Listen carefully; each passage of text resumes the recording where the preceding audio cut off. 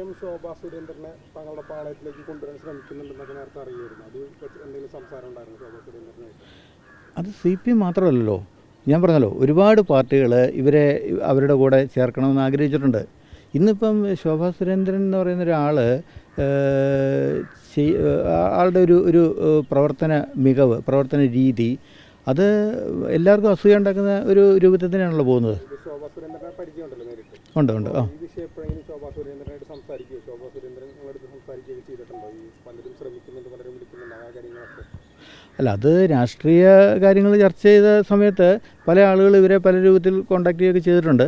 അതിനെക്കുറിച്ചൊക്കെ ചർച്ച ചെയ്തിട്ടുണ്ട്. അതിപ്പോൾ സ്വാഭാവികമാണല്ലോ. ഇപ്പോൾ ഇവിടെ 150 കോടി ജനം താമസിക്കുന്ന ഇന്ത്യയിൽ ആളുകൾ ഇങ്ങനെയൊക്കെ പല കാര്യങ്ങൾ ചർച്ചകളിലേക്ക് വരുമല്ലോ.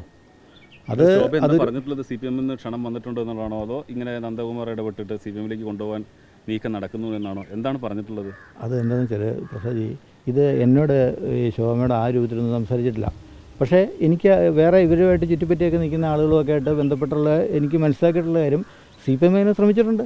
കാരണം CPM-നെ സംബന്ധിച്ച് CPM കെ മുരളീധരനെ DIC ഉണ്ടാക്കി ഈ കോൺഗ്രസിൽ നിന്ന് പുറത്തു കളഞ്ഞ ആളല്ലേ പിണറായി വിജയൻ. ആ കാലത്ത് കെ മുരളീധരൻ കോൺഗ്രസിൻ്റെ മുഖച്ഛായ മാറ്റിയ ആളാണ്.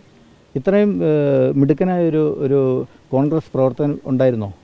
ആ ഒരു സാഹചര്യം മനസ്സിലാക്കിയിട്ട് അദ്ദേഹത്തെ തെറ്റിദ്ധരിപ്പിച്ച് DIC എന്ന് പറയുന്ന പാർട്ടി ഉണ്ടാക്കുന്നു. അത് LDF-ൽ അവരെ എടുക്കാമെന്ന് പറയുന്നു. ചതിയല്ലേ ചെയ്തത്? എന്നിട്ട് അവസാനം അവരെ ഈ മറ്റേ ചായ പിടിച്ചിട്ട് കപ്പ് വലിച്ചെറിയുന്ന പോലെ വലിച്ചെറിഞ്ഞു. യൂസ് ആൻഡ് ത്രോ പരിപാടിയാണല്ലോ CPM എന്നും കാണിക്കുന്നത്. ശോഭാ സുരേന്ദ്രന് ഇത്തരത്തിൽ സമീപനം നടന്നു പറഞ്ഞില്ല, ആരാണ് സമീപിച്ചതെന്ന് അറിയോ? അല്ല, അത് ഒരുപാട് പേര് ഇവരെയൊക്കെ കാണാറുണ്ടെന്നേ. CPM-ൽ ആരാണ്? CPM-ൽ അത് കൃത്യമായിട്ട് എനിക്കറിയില്ല ആരാണെന്ന്. ചില കേന്ദ്രങ്ങളിൽ നിന്ന് ഇങ്ങനെ സംസാരം ഉണ്ടായിട്ടുണ്ട്. ഇതിപ്പോൾ ഇവരെ ആളുകൾ വന്ന് കണ്ട് ഞങ്ങളുടെ കൂടെ പോരുന്നു ചോദിക്കുന്നു എന്നുള്ളത് ഇവർ തീരുമാനിക്കണമല്ലോ. അങ്ങനെയൊന്നും മുരളീധരൻ്റെ ഉദാഹരണം വെച്ചിട്ടാണോ ശോഭയോടും ഇത് വേണ്ടെന്ന് പറഞ്ഞത്? നന്ദകുമാർ എല്ലാം തുറന്നു പറഞ്ഞു, നിങ്ങൾ എന്താണ് ഇങ്ങനെ മടിച്ച്? അല്ല, ഞാനിത് എന്താ വെച്ചാൽ ഞാൻ അല്ലല്ല, ഇതിനകത്ത് എന്താ കാര്യം എന്ന് വെച്ചാൽ നിങ്ങൾ അങ്ങനെ പറയുന്നത് പോലെ ഒരു വിഷയം ഉണ്ടായിട്ടില്ല.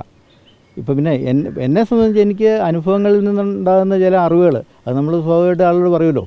നമ്മൾ ബന്ധമുള്ള ആളോട് നമ്മൾ പറയണമല്ലോ. അതാണല്ലോ നമ്മുടെ ഉത്തരവാദിത്വം. അത് പറഞ്ഞിട്ടുണ്ട്. വ്യക്തിപരമായിട്ട് ആരെങ്കിലും പേരെടുത്ത് ശോഭ പറഞ്ഞിരുന്നു അങ്ങനെ ഒരാൾ വിളിച്ചിരുന്നു, വിളിച്ചിരുന്നു അങ്ങനെയൊക്കെ പറഞ്ഞിട്ടുണ്ട്? അത് പിണറായി ചുമതലപ്പെടുത്തിയ ചില ആളുകൾ അവരെ വന്ന് കണ്ടിട്ടുണ്ട്, കാണാൻ വേണ്ടി ശ്രമിച്ചിട്ടുണ്ട്, കണ്ട് ചർച്ചയൊക്കെ ചെയ്യാൻ വേണ്ടിയിട്ടൊക്കെ അവർ ശ്രമിച്ചിട്ടുണ്ട്. പക്ഷേ ഇവരൊന്നും അതിനൊന്നും നിൽക്കുന്ന ആളല്ല. ശോഭാ സുരേന്ദ്രൻ അങ്ങനെയൊന്നും ഈ CPM പോലെ ഒരു ഇവിടെ ഈ കേരളത്തിൽ മാത്രമുള്ള ഒരു ഇട്ടാവട്ടം സംവിധാനത്തിനകത്തൊന്നും പോകേണ്ട ആളല്ലല്ലോ. ഇന്ത്യ ഭരിക്കുന്ന ഇന്ത്യ മാത്രമാണോ ലോകം മുഴുവനും ആരാധിക്കുന്ന, ലോകത്തിന് മുഴുവൻ നേതാവായി മാറിയ മോദിജിയുടെ കീഴിൽ പ്രവർത്തിക്കുന്ന ഒരാൾക്ക് ഈ കേരളത്തിൻ്റെ ഒരു സംവിധാനത്തിനകത്തോട്ട് എന്തിനാണ് ചുരുങ്ങിപ്പോകാൻ അവർ ആഗ്രഹിക്കുന്നത്? BJP-യിൽ കുറച്ച് അവർ അതൃപ്തിയിലായിരുന്നില്ലേ? BJP-യുടെ സംസ്ഥാന നേതൃത്വത്തിനകത്ത് ചില പ്രശ്നങ്ങളുള്ളതായിട്ട് നമുക്കറിയാം. അപ്പോൾ അത്തരം ആളുകൾ ഇതിനകത്ത് എല്ലാ പാർട്ടിയിലും ഗ്രൂപ്പിസം ഉണ്ടല്ലോ. അങ്ങനെ ചില ഗ്രൂപ്പിസത്തിൻ്റെ ഭാഗമായിട്ട് ചില പ്രശ്നങ്ങളൊക്കെ ഉണ്ടായിട്ടുണ്ട്. അതൊക്കെ പറഞ്ഞ് പരിഹരിക്കാവുന്ന കാര്യങ്ങളുള്ളൂ. അതൊക്കെ അങ്ങനെ ചെയ്തിട്ടുമുണ്ട്. നന്ദകുമാർ പറഞ്ഞൊരു പ്രധാനപ്പെട്ട കാര്യം, തൃശ്ശൂരിൽ ഒരിക്കലും LDF അല്ലാതെ മറ്റൊരു പാർട്ടി ജയിക്കില്ല എന്നുള്ള കാരണം ശോഭയ്ക്ക് അറിയാമായിരുന്നു. അതുകൊണ്ടുകൂടിയാണ് പോകാൻ നോക്കിയെന്നുള്ളത്. അങ്ങനെ അവിടെ നിന്നാണ് നിങ്ങൾ വിലക്കിയത്? അങ്ങനെ അത് ഈ LDF തൃശ്ശൂർ ഇപ്പോൾ ശോഭാ സുരേന്ദ്രനെ പോലെ ഒരാൾ ഇതിനകത്ത് ഈ ഒരു പ്രത്യേക ഏരിയ നോക്കി നിൽക്കേണ്ട ഒരാളല്ലല്ലോ. അവരൊരു അഖിലേന്ത്യാ നേതാവല്ലേ. അവരെ സംബന്ധിച്ച് തൃശ്ശൂർ പോകുക അവർക്കൊരു മാറ്റമാണോ? അതെന്താ അദ്ദേഹം അങ്ങനെ പറയുന്നത് മനസ്സിലായില്ല. തൃശ്ശൂർ എന്തായാലും ശോഭാ സുരേന്ദ്രനെ സംബന്ധിച്ച് തൃശ്ശൂരെന്നോ പാലക്കാടെന്നോ ആറ്റിങ്ങലെന്നോ ഒന്നുമുള്ളൊരു അങ്ങനെ ഒരു പ്രശ്നമൊന്നും അവരെ ബാധിക്കുന്ന കാര്യമല്ലല്ലോ. അവരൊരു അഖിലേന്ത്യാ നേതാവല്ലേ. അതുകൊണ്ട് അങ്ങനെയുള്ള ചർച്ചകളൊന്നും ഇതിനകത്ത് ഉണ്ടായിട്ടില്ല. പിന്നെ പൊതുവെ ഇങ്ങനൊരു അപകടത്തിലേക്ക് ഒരാൾ പോകാൻ ഏതെങ്കിലും ഒരു സാധ്യത ഉണ്ടെങ്കിൽ അത് തടയേണ്ടത് നമ്മുടെ ഉത്തരവാദിത്വം കൂടെയാണല്ലോ. അല്ല, അത് അങ്ങനെ പോകാനും തീരുമാനിച്ചിരുന്നേ. അങ്ങനെ എന്തെങ്കിലും ചെയ്താൽ അത് തടയേണ്ട ഒരു ഉത്തരവാദിത്വം എനിക്കുണ്ട് എന്ന് ആണ് എൻ്റെ ഒരു കാഴ്ചപ്പാട്.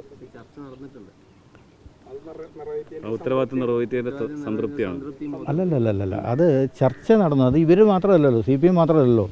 അവരുടെ ആം ആദ്മി പാർട്ടിയുടെ ആളുകൾ സംസാരിക്കാൻ വന്നിട്ടില്ലേ, കോൺഗ്രസിൻ്റെ ആളുകൾ സംസാരിച്ചിട്ടില്ലേ?